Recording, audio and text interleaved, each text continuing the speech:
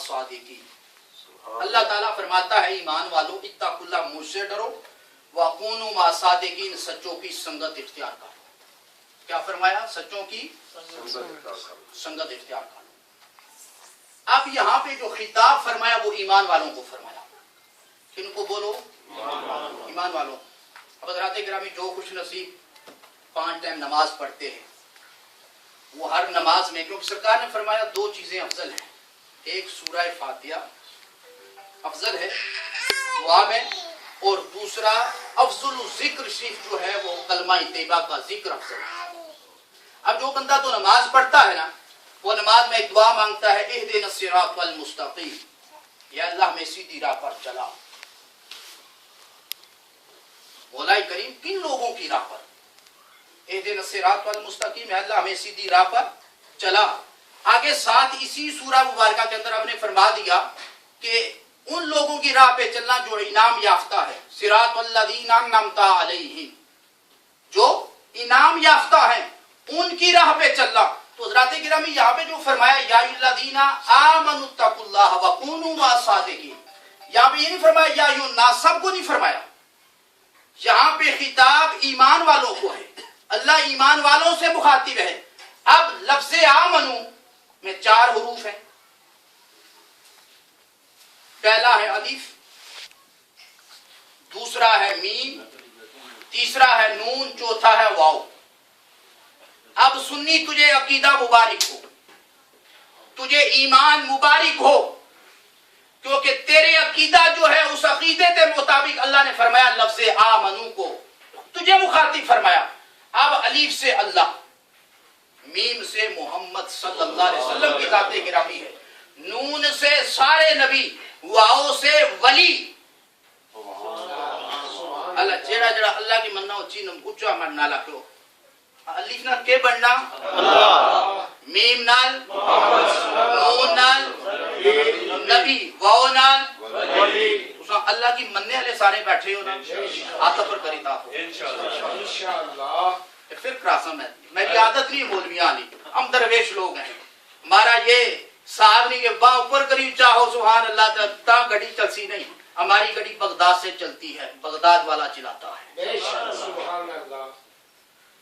ہم اللہ کو ماننے والے ہیں، ہم نبی پاک صلی اللہ علیہ وسلم کو بھی ماننے والے ہیں، ہم سارے نبیوں کو بھی ماننے والے ہیں، ہم ولیوں کو بھی ماننے والے ہیں.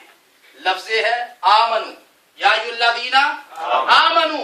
یہاں پہ رب کن سے مخاطب ہے؟ آپ سنیو، تمہیں ایمان مبارک ہو، تمہارا جو ایمان ہے، جو تم آمنو ہو، تمہیں خطاب رب فرما رہا. ہم کسی کی بات کرتے نہیں یار، جب قرآن نے کسی کی بات نہیں کی ہمیں کیا ضرورت پڑی ہے فلاں کون فلاں کون فلاں کون، اس کا باپ دادا ہمیشہ سے لوٹنے کی کیا ضرورت ہے؟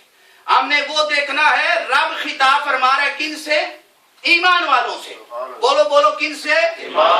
ایمان والوں سے خطاب فرما رہا ہے. رب کہہ رہا ہے یا الذین آمنوا اتقوا اللہ وکونوا مع الصادقین، اے ایمان والو، اللہ فرماتا ہے مجھ سے ڈرو، وکونوا مع الصادقین، سچوں کی سنگت اختیار کرو، سچوں کی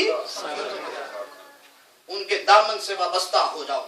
حضرات گرامی، حضرت اویس کرنی رضی اللہ تعالیٰ عنہ، کیونکہ وہ عظیم شخصیت ہے، صحابی نہیں ہے لیکن اعلیٰ درجے کا تابعی ہے. حضور کے دور میں ہوتے ہوئے زہری حیات میں، کیونکہ ہمارا تو ایمان ہے قیامت تک، قیامت کے بعد سارے دور سرکار کے ہیں، لیکن زہری دور کی بات کر رہا. حضور کا زہری زمانہ پایا لیکن حضور کی بارگاہ میں حاضر نہیں ہوئے. 2 مرتبہ گئے لیکن سرکار کی ملاقات نہ ہو سکی. حضور کہیں تشریف لے گئے ہوئے. درمیان میں رکاوٹ کیا ہے صحابی نہ بننے کی؟ وہ یہ رکاوٹ یہ ہے کہ آپ اپنی ماں کی خدمت گزاری میں لگے ہوئے ہیں. آپ کی بڑھاپی ضعیفہ ماں ہے، اس کی خدمت میں لگے ہوئے ہیں. سرکار نے فرمایا عمر آ جاؤ، علی لبیک یا رسول اللہ. فرمایا یہ میرا جبہ اویس کرنی کی بارگاہ میں لے جانا اور جا کر کہنا کہ سرکار نے فرمایا ہے اے اویس کرنی میری امت کی بخشش کی دعا مانگنا. سبحان اللہ. میری امت کی بخشش کی دعا، امت کی بخشش کی دعا مانگنا. یا رحمت اللہ علیہ صلی اللہ علیہ وسلم، سرکار خود آٹھ اٹھا بتانا تھا کہ میرے غلام کو یہ مقام ملا کیسے ہے. نعرہ تکبیر، نعرہ رسالت، نعرہ حیدری، نعرہ غوثیہ. سرکار نے اپنے غلام کا بھی تو مقام بتانا تھا اور پھر ساتھ ماں کی عظمتیں بھی تو بتانی تھی. فرمایا میرا جبہ ویسے کرنی کی بارگاہ میں لے جانا اور جا کر کہنا کہ کملی والے نے فرمایا ہے جبے کو پہن کر مصطفیٰ کریم کے گناہگار امتیوں کی بخشش کی دعا مانگنا. اللہم ربی حبلی امتی، امتی کا آپ تذکرہ سنتے ہیں. یہاں پر جب حضور تشریف لائے نا تو عموماً آپ یہی سنتے ہیں ترجمہ اس کا کہ سرکار نے فرمایا اللہ میری امت کی بخشش فرما دے، لیکن ربی حبلی کا معنی یہ نہیں ہے. آپ علماء سے یہی سنتے آئے ہیں کہ اللہ ہماری امت کی بخشش فرما دے. نہیں، اس کا معنی یہ بنتا ہے کہ اللہ مجھے میری امت عطا کر دے.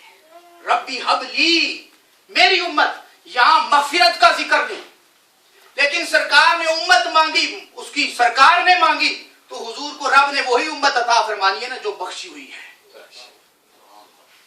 ٹھیک ہے، کیا فرمایا ربی حبلی.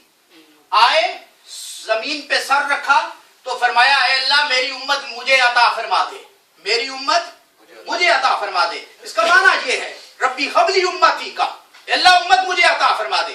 حضرات گرامی جس وقت فرمایا علی عمر میرے وصال کے بعد یہ میرا جبہ میری قمیض لے کر اویس کے پاس جانا اور کہنا اس کو پہن کر میری امت کی بخشش کی دعا کر. حضرات گرامی مختصر اشارے دیتا ہوا آگے بڑھتا ہوں.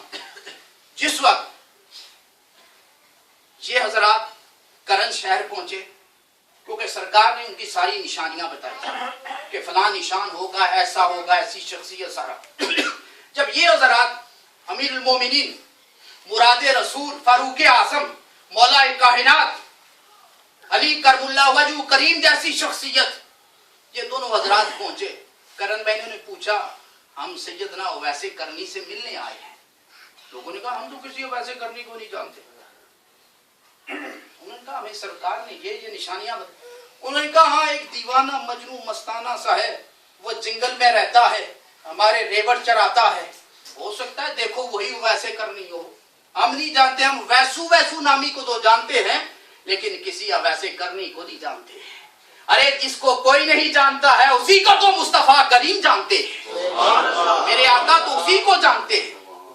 بروز حشر شفاعت وہ فرمائیں گے چن چن کر، بروز حشر وہ شفاعت فرمائیں گے چن چن کر، کیونکہ ہر غلام کے چہرے کو حضور جانتے ہیں، ہر غلام کے چہرے کو حضور جانتے ہیں.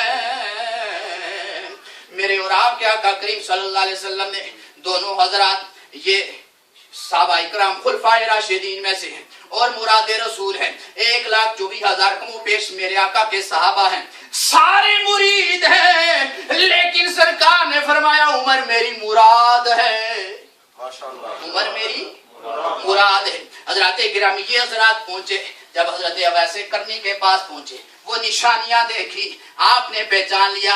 حضرت فاروق اعظم کہنے لگے اے اویس کرنی یہ جبہ مبارک مدینے والے سلطان نے بھیجا ہے، سرکار نے بھیجا ہے، اس کو پہن کر جناب مصطفیٰ کریم کی امت کی بخشش کی دعا مانگ.